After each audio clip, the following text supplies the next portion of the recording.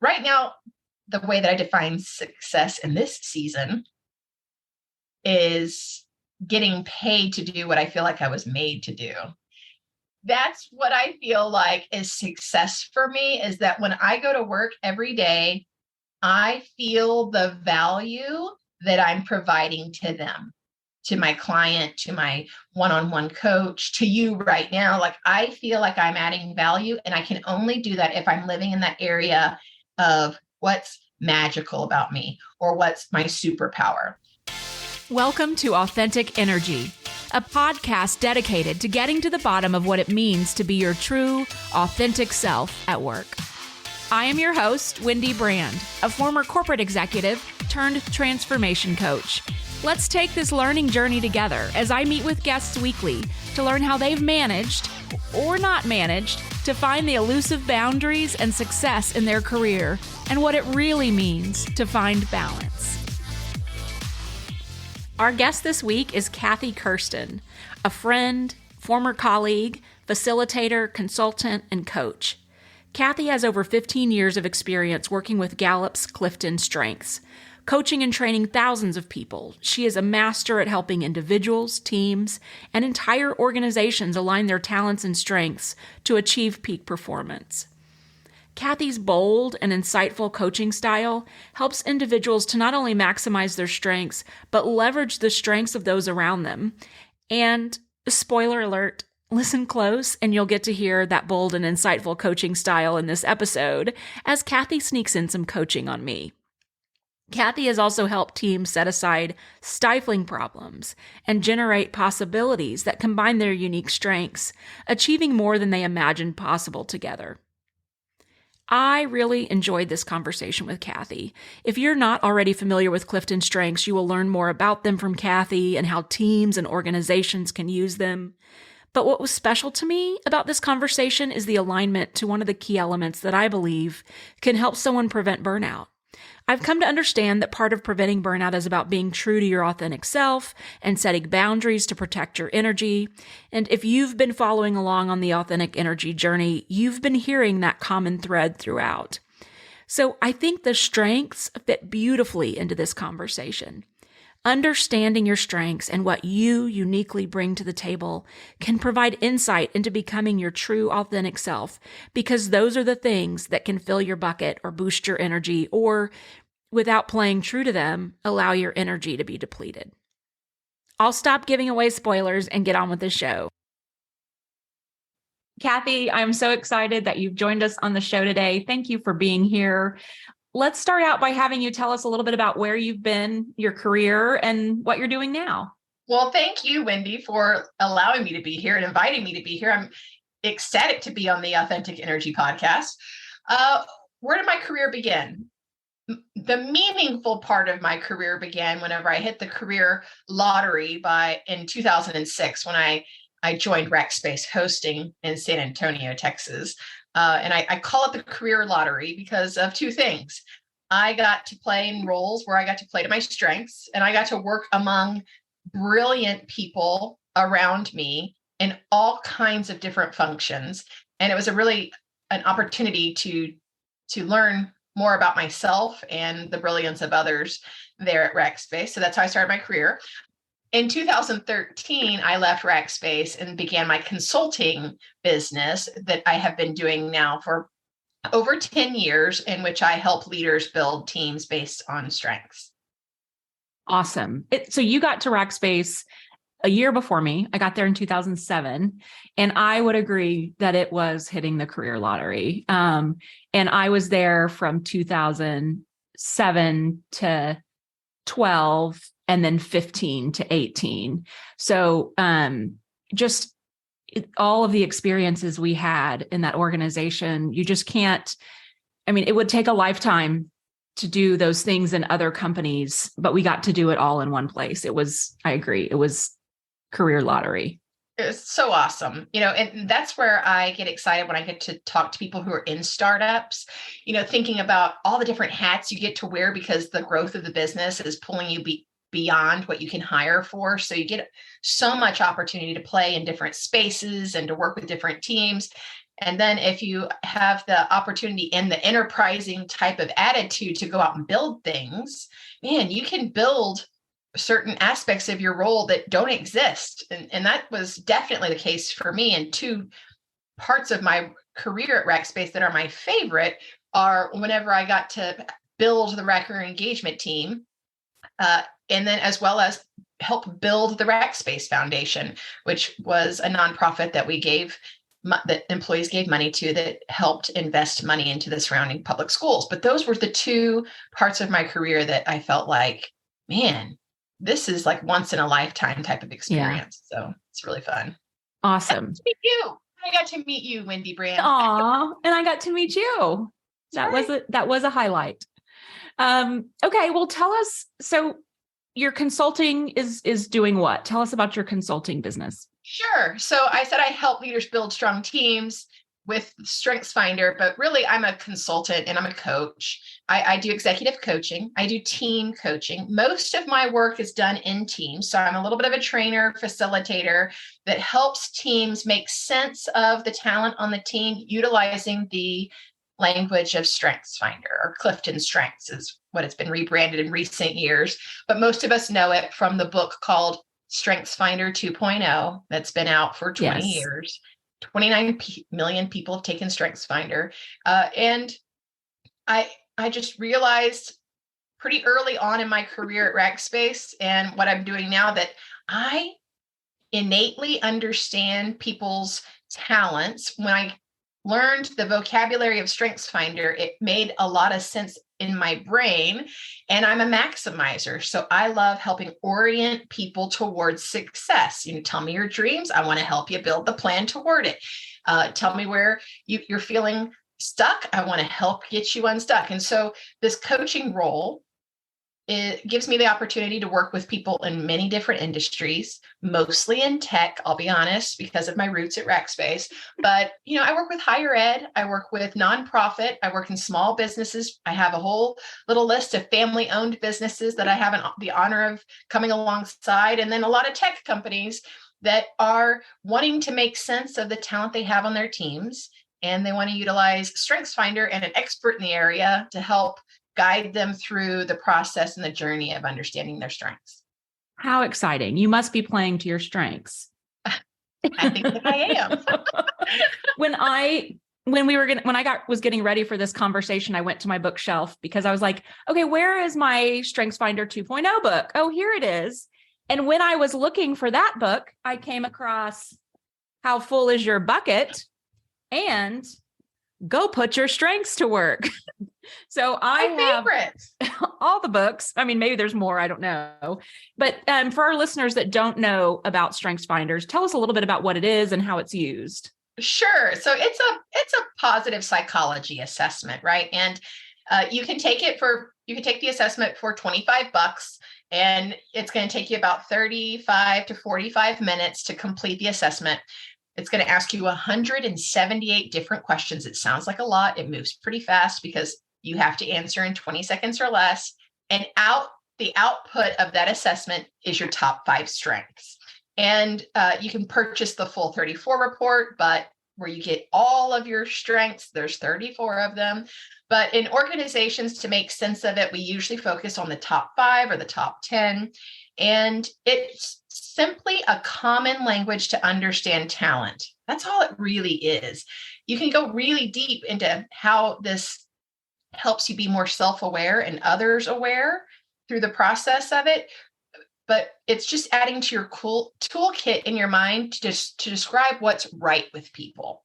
Okay. So, and once you get the hang of that, just understanding someone's top 5 can tell you a lot about how the person makes decisions, how they get things done, how they build relationships, how they negotiate the world around them.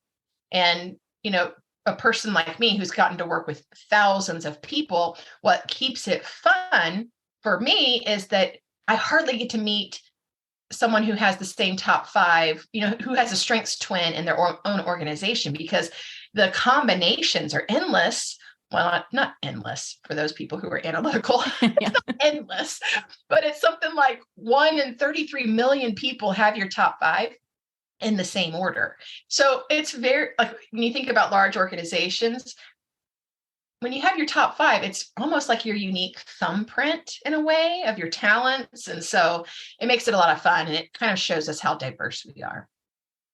I love that. And at Rackspace, it was integrated. I mean, it was our common language in the organization. We had the little nameplates at our desks where if I walked up to you to ask you a question related to a project I'm working on, I could see your top 5 strengths. And I knew that, if you had woo really high, you were going to try to be influencing me and instead of me influencing, so I love how we were able to use that. Is that what do you see are organizations using it that way, or is it mostly one-offs, or, yes, how are they experiencing that? Yeah. So I have a good dozen clients probably that have embedded it like Rackspace embedded it. Every part of the employee life cycle has a little touch of strength, from onboarding, getting them to take the assessment during their hiring process, to embedding it a little bit at performance management and how their manager interacts with them, sets goals with them, talks about motivating and developing them based on their strengths. Yes, but I would say the majority of my work is around team building and helping teams just build collaborative, cohesive environments to do more work together, to do better work, to raise the bar for themselves. So the majority of my work is just that one-off type of team. Also, it's a little bit more nimble. It makes sense in my brain. It's harder to get an entire organization to adopt it, but there's lots of leaders out there who have made it part of their leadership playbook. And as they take on a new team or get promoted into a new position, one of the first activities in the first 90 days or the first 6 months of being in that role is to, okay, let's take inventory. What talents are on this team? And how can we get to that point where we're leveraging each other based on those talents? Okay, interesting. So let's dig in a little bit to on the individual side of it. I love the strengths conversation because it really does align with what I'm searching to uncover on this podcast. Part of preventing burnout that I'm learning is to be true to your authentic self and setting boundaries at work or in home or wherever to protect your energy. I don't know if you heard the podcast with Mary Stitch. She worked with both of us at Rackspace, and she really coined the phrase like energy depletion. We started equating burnout with energy depletion. And so when I think about the strengths and really the book, how full is your bucket? It's, and when I looked at that again recently, I was like, oh, this is exactly what we're talking about. It's really understanding your strengths and making sure that in life that you're giving yourself opportunities to be doing those things that play to your strengths.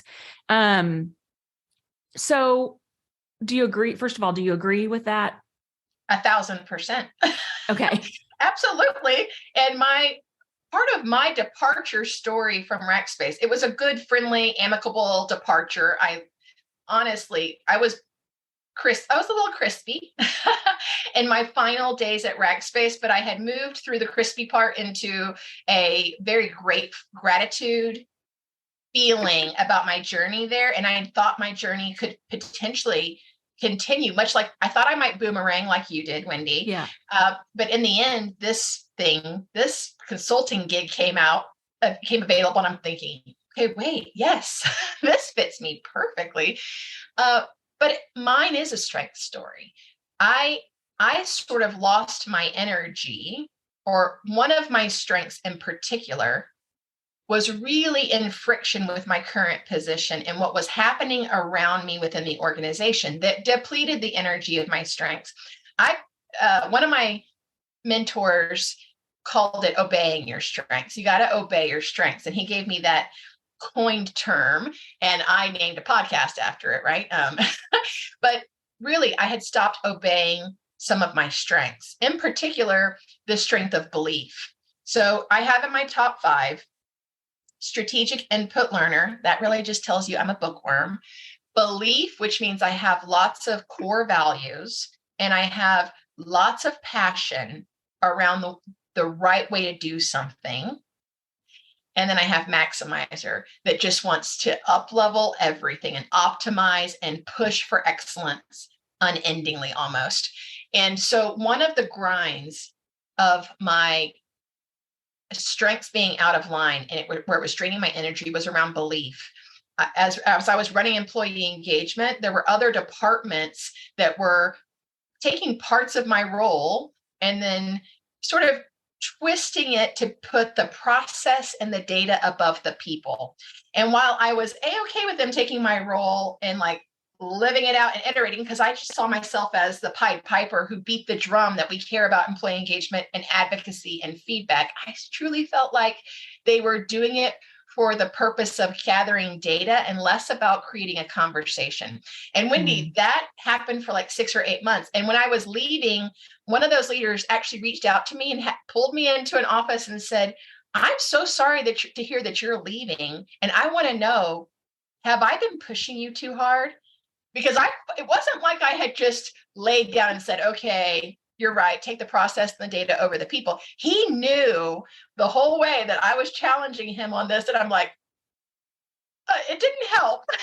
It didn't help. I came to work every day and it was a daily grading on my belief system of why we do employee engagement measurement in the first place. It wasn't the whole thing, right, Wendy? But there's those 1,000 paper cut situations. Right. It was a major deep paper cut that we were starting to turn employee engagement into data collection instead of a conversation amongst a manager and employee. So that's a good example of ways that it really got out of line in me and created internal dissonance that made it difficult to go to work every day. Right. I have to believe and be in alignment with the leader I'm working with or working for. And if I'm not, it's almost impossible to make it work. Yeah. I reflect on the fact, like, if I don't believe in him or her, then I'm going to have a hard time pushing the agendas because I'm a galvanizer. I help build energy around things, and I have a hard time helping build energy around things that I don't believe in. Right. How do you define success for yourself? And has that changed over time? Oh, it's changed. Right now, the way that I define success in this season is getting paid to do what I feel like I was made to do. And that's real cheesy. I know. No, I love it. But that's what I feel like is success for me, is that when I go to work every day, I feel the value that I'm providing to them, to my client, to my one-on-one coach, to you right now. Like, I feel like I'm adding value, and I can only do that if I'm living in that area of what's magical about me or what's my superpower. I realize I could go get a job that would pay me more money, but it would give me the stress and the headache of things that I don't feel like I was made to do. And I also said season of my life, because I have 3 kids that live at home with me, right? So I've got a kid in elementary school level, middle school, and high school. We are stretched across 3 different campuses. So part of success for me is being available to my family. And that might look like living a life that follows a school calendar more than the fiscal year calendar. It looks like being at home every day, most of the time at 3 p.m. So when they get home, I'm here to help with homework and just connect and to build that. Let me tell you, I had no idea that I was going to be this way when I was 25. But 20 years later, I realized, like, wow, I care about being at home at 3 o'clock. I didn't know that I was going to care about that. Yeah. So it's changed quite a bit. And I think that it's probably going to change again. I've quieted my ambition a little bit right now, Wendy, because of what season I'm in. There's trade-offs. Yeah. I don't know. There's probably a lot of women out there that probably think you can have it all. Matter of fact, I know there's women out there that are like, yes, you can have it all. I don't know if I believe that necessarily. Do you believe that? I don't know, Kathy. And that's one of the reasons why I started this podcast, because I want to hear from women that believe they have achieved their version of success and are finding that balance and protecting their energy.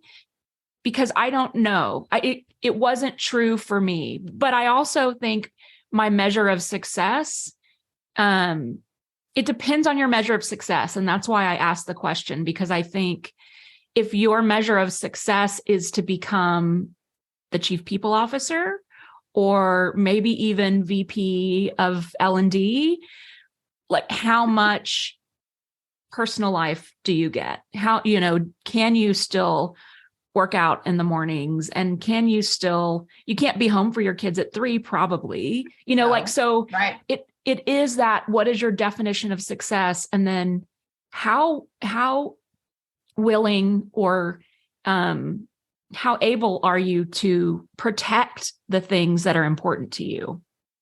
Yes. And so part of when I left Space to be, and I said stay at home mom because I had a 1-year-old, right? But I didn't stay at home long. It was my second kiddo, and the other one was already in daycare. We already had that routine. He was 4. We knew how this worked.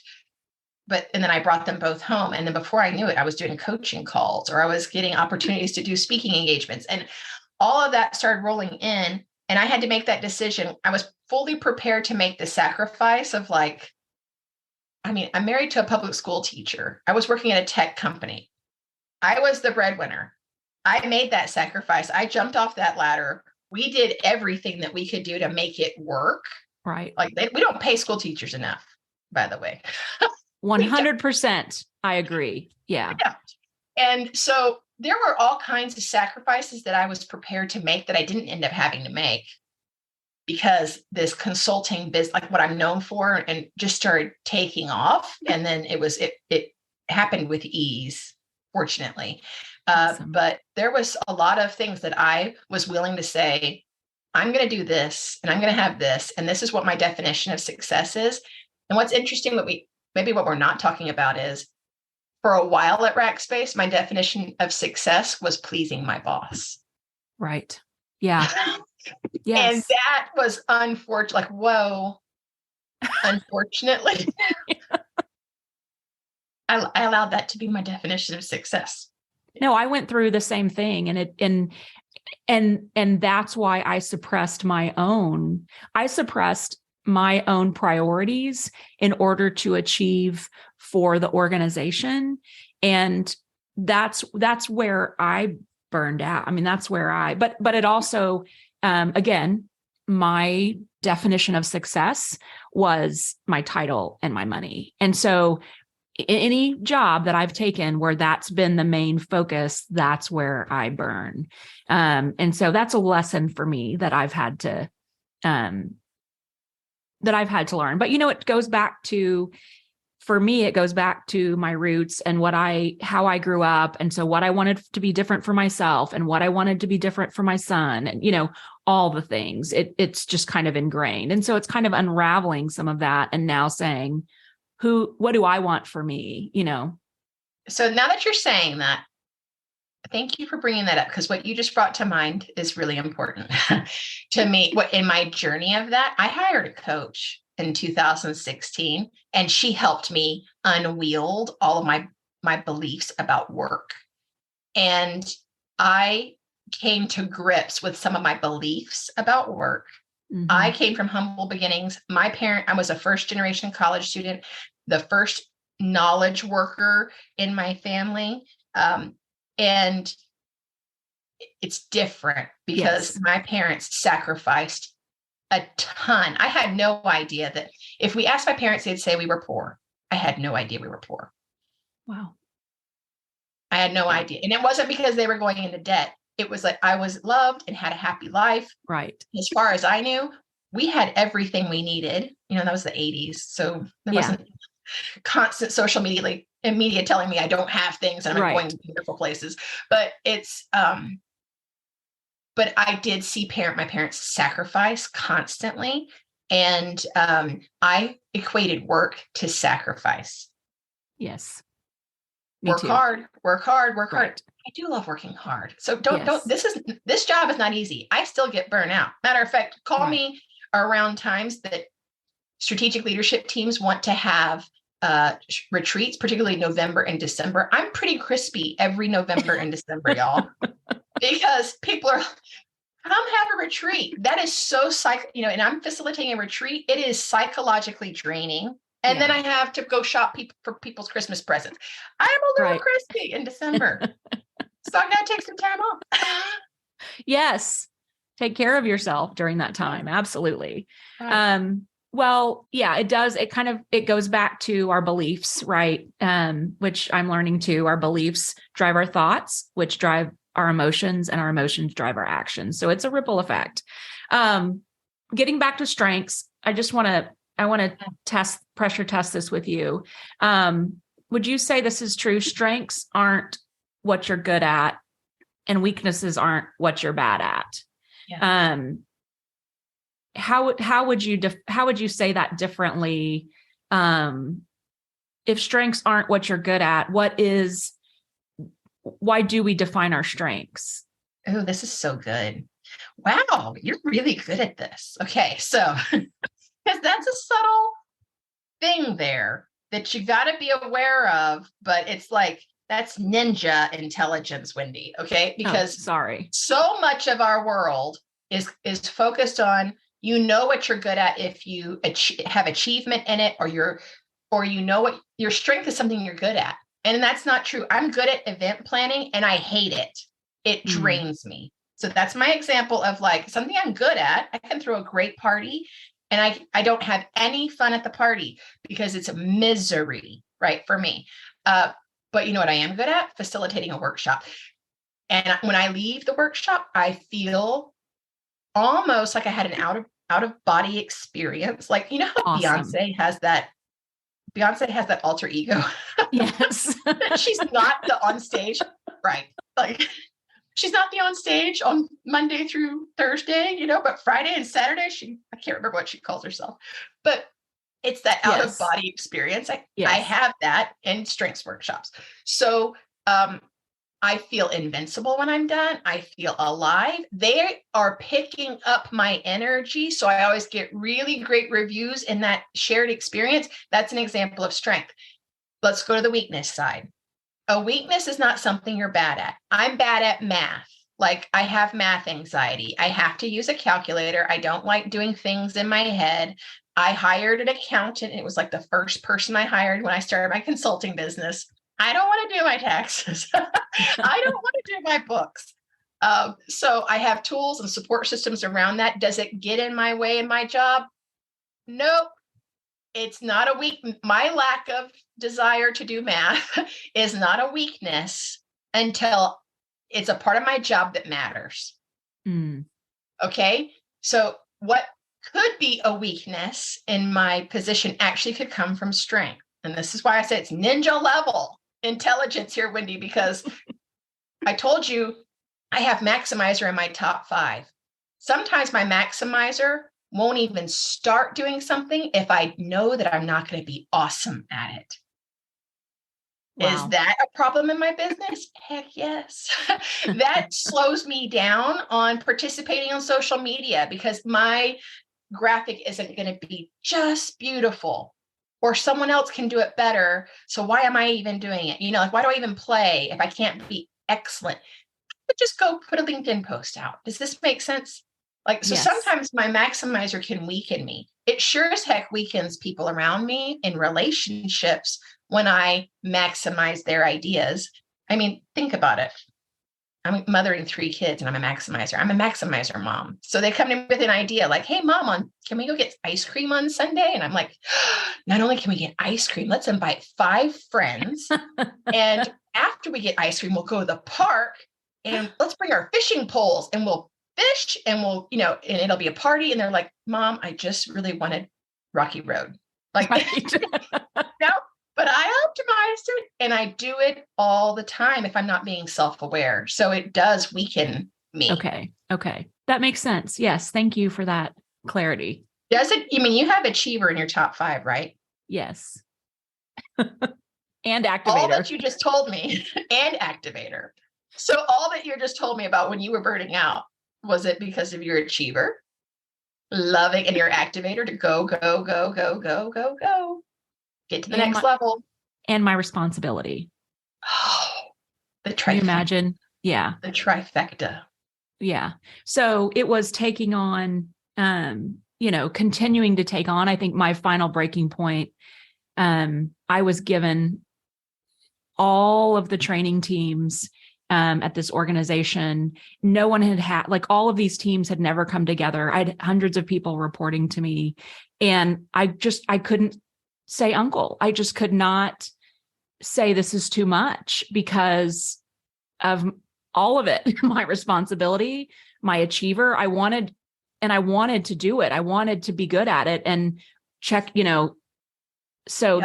there was a lot there that I'm having to learn that I don't have to do it all and I can say no. So, Sure. yeah. And how often does that happen for people who have that exact same strengths makeup, Wendy? I mean, because everything they throw at you, you bring tenacity. Everything that you see with awareness comes responsibility. So if you see something that's languishing and needs an owner, it's in your DNA to say, "Oh, I'll own that. I will fix that." Right? I mean, so think about how. And I'm not saying they took advantage of you. I mean, I don't know the situation totally, Wendy, but they're like, give it to Wendy. She has proven time and time again that she's got the energy for it, achiever, and she loves taking ownership, and she's a fixer. Activate, like we're going to see changes pretty quickly, activator, and we're going to see total ownership responsibility. So Yes. they just keep piling on. So that with my barometer of success being title and money, I kept getting the promotions and the pay increases. So I was getting what I thought was success, but it was coming with a cost. It was just too much. And so, yeah, thank you for that coaching session, Kathy. I feel You feel validated? I feel validated. Thank you. And if you could load me a little achiever, I mean, if they put achiever in a pill, I would buy it because I need to take it every day because it's not even in my top 10. Like some days I just don't do much because I don't have achiever with me. We'll trade someday. We'll trade our strengths. Let's do that. Okay. I'll just tell you how to maximize everything. I won't actually do it. I would love to have maximizer. That would be amazing. I am the opposite of maximizer. Oh. Okay, we digress. Yes. So how do you make sure that you're not depleting your energy, especially during these busy times in your, in this season of your work? Okay, so I've had to use some support tools. Like I block my calendar in certain times because I need thinking time. I need to be able to read good books. When I was working in the corporate world, hard and fast, I had zero time to learn. I had zero time to read a good book. I would usually read the executive summary, and that's just not because I would feel like, oh man, I need to know what that book is about. I need to know the latest Dan Pink book. People keep sending me, Kathy, you got to read this book. I'm like, I wish I had time to read that book. Right. I need that in my life. So I block out time on my calendar to feed my brain. What else? I was thinking about it. One core aspect of this that I lost in the corporate world that depleted my energy is that I canceled anything that didn't have to do with work because I was working so much. And so it meant like not volunteering. And that's core to me feeling connected to spiritually, connected to my community. So I have to have margin to teach Sunday school every Sunday to my pre-Kers. I mean, it's not intellectually difficult, right? I just got to be loving. I am on the school board for my public school system. That is more intellectual, but I really enjoy it, but I have to have margin. I made that amateur mistake of clearing my calendar. So because I was so overwhelmed, all that I would do is work. And I let the other parts of me languish. So yeah, that's what I do. I have to have areas of service, and I have to have time to think. That's so important. The areas of service, I think, that giving to others, no matter what that looks like for you, I agree, is just so important. And then the thinking time and because I'm doing this, this is all new to me, being out on my own. And it's so easy to just come up here at 6 a.m. in my little office above the garage and work, thank goodness my husband comes home about 6, and sometimes he'll come home and he'll like knock on my little office door and he's like, have you not come out of here all day? Like the house looks exactly the same. And, not that he's expecting me to like clean the house while he's gone, but right. It's interesting. The roles have really shifted for us because he was doing a lot more of the stuff at home. But then when I left, he's kind of taken more of the going out to the office, going off to work role. So it's been interesting, but I think those are 2 great points. And getting, like, for me, I have to put that on my calendar. So I have to physically block out time on my calendar, or and I haven't figured out the service piece yet, but it's on my list, on my achiever list of things to figure out. It really does. It re-energize you. Right. I mean, I think that that's one of the things that's the unintended benefit of doing service stuff is that you get life back. And I was doing it because I wanted the well-being of children, or I want the well-being of a school district. But really, it's so rewarding. That's the magic behind that service. Yes. Yes. Okay. Well, let's get into some fun questions. Not that those weren't fun questions. Those were fun. All fun. Okay. So what is the one thing that you do in your life that just brings you pure joy? Pure joy. You mean like besides eat tacos? Just kidding. Okay. Well, eat tacos and pure joy. I love to play in the dirt. So one, it's probably surprising that I'm a learner. I have a minor in horticulture. Wow. Horticulture. And I don't use it for any paying reason, but I have in the growing months, my husband has built me a very large garden, and I try a vegetable garden and flower garden. And I even have a mini orchard full of peaches and plums and pecans. They all start with P, and a pomegranate. And then indoors in the wintertime, I still play in the dirt, and I have a succulent collection. Can you see that this is like input too? I have input strength. I collect things. I have a succulent collection and houseplant collection. So I'm a little bit one of those, like, you walk into my living room, my kids say I have too many plants. Let's just say that. Wow. So, but playing in the dirt, I lose myself. And I even propagate plants with water. I cultivate my own seeds for my flower garden. Oh my gosh. Super geeky. But that's amazing. Pure joy. I haven't figured out how to get paid for any of that yet. One day. That is fun. A hobby. I love it. That's interesting. What do you do? For joy, it really is, it's travel. I love to travel. And so that's not something I do maybe every day, obviously. But I guess I would say something I do every day would be getting outside, like going for my walk, or anything, sitting outside and doing some of my work. Just, I like being outdoors. It just rejuvenates me. Maybe I should try digging in the dirt. Come on over to my house. I'll let you dig. Play in the dirt, girl. Awesome. Okay. So if you could go back in time and talk to your younger self, like 5 or 6 years old, what would you tell her? Okay. That's a good question. Now, I've already told you that I was very well loved. I mean, I was the baby of the family and the only girl. So wow. I was well loved. But I would probably go back to that little 5 or 6-year-old Kathy and say, it's going to be great. And you're going to get to every dream and beyond. Right. Mm-hmm. And so dream bigger, Kathy. Dream bigger. Because a 5-year-old Kathy probably wanted to be a librarian, because I knew I was already attracted to books at that point. And so I knew that stamping a book would be the best thing ever, with the date it needed to be returned. That seemed like the dream job. And so dream bigger to me is like what I would have told myself. That's great. Well, you've come pretty far past stamping library books. Not that that's not a big dream, but I know. Well, that is an obsolete career now. I mean, librarian's still there, but we have barcodes. So, oh yeah, it's a good thing. Okay. So my love of travel, I told you I think that's probably the most exciting thing for me when I get to travel and see new places and be in new cultures.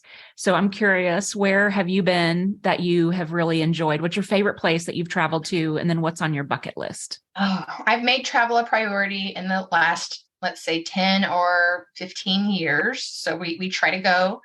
My favorite place that I've ever been was Maui, and doing the road to Hana in a Jeep, because it is amazing. And this was back in 2004. So you could, before, I mean, internet was around, but exploitation of natural resources was not. We literally got a farmer's guide and took so many excursions off the road to Hana, where we were probably trespassing, and to find, unique waterfalls or little swimming holes, my husband and I. And it was so beautiful. Like, God's beauty is in Maui. Yeah. My bucket list place is to go to Germany during Oktoberfest. I'm a beer connoisseur. Is there a better place to go if you like beer? Oktoberfest, and I'm German. Well, I guess I'm German. My maiden name is Schwartz, and I'm married to Kersten, so I think we're German. And I would love to go there, or something romantic like this, Paris in the springtime, because there's lots, pictures of that. But I think the rowdy side of Kathy wants to go to Oktoberfest. I love it. Have you been, Wendy? Should I go? No. Oh, I have not been. Yes. I mean, I actually haven't been I need to just go in New Braunfels, Oktoberfest. I mean, I've been. Okay. I started to say. I'm not a regular. Like, I haven't, it's probably been like 15 years since I've been. Yeah. Okay. The first week in November of 2023, you and I are going to Fest in New Braunfels, Texas. Everyone who's watching the podcast, come along and join the worst time in Texas, because it's love it. And I have to put Hawaii on my list, because I have also not been to Hawaii. So I will add it. Yeah, it's beautiful. It's beautiful. Well, Kathy, this unfortunately wraps up our time together. This has been such a great conversation. I appreciate just your transparency and honesty, and just all of the information you've shared on strengths. It's been a great conversation. Well, thank you for inviting me. It was fun to talk to a rock star like yourself. And I wish you the best in this new transition, Wendy. You're going to kill it. I mean, whatever you decide to do, we know you're going to bring it. You're going to go all in, and you're going to do wonderful. So I wish you the best. Thank you. I appreciate you. All right. Take care. Bye. Such a fun conversation with strengths coach Kathy Kersten. Here are a few of my takeaways from the show. Number 1, StrengthsFinders is a positive psychology assessment. Organizations can use it as a common language to understand your talent. Add it to your toolkit to describe what's right with people. Number 2, understanding someone's top 5 strengths can give you insight into how someone makes decisions, gets things done, builds relationships, and negotiates the world around them. Number 3, 29 million people have taken the StrengthsFinder assessment. Number 4, if you obey your strengths, you can avoid energy depletion and burnout. And success can come at a cost if you don't obey your strengths. Number 5, success can be defined by getting paid to do what you are made to do. Being able to feel the value that you are providing by bringing what is specifically magical about you to the table. Number 6, your strengths aren't necessarily what you're good at, and weaknesses aren't necessarily what you're bad at. Sometimes your strengths can weaken you and others around you. Number 7, areas of service is a great way to bring energy back around to you. That's it for this episode. Please rate the show on Apple Podcast or wherever you listen to your podcasts.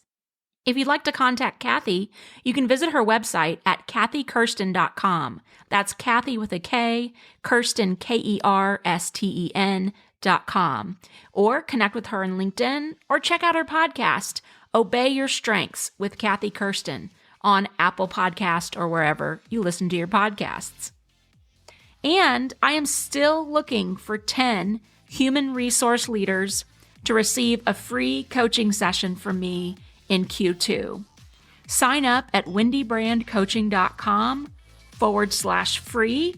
That's wendybrandcoaching.com/FREE. Thank you so much for joining me on this journey and listening into the show. It means so much to me.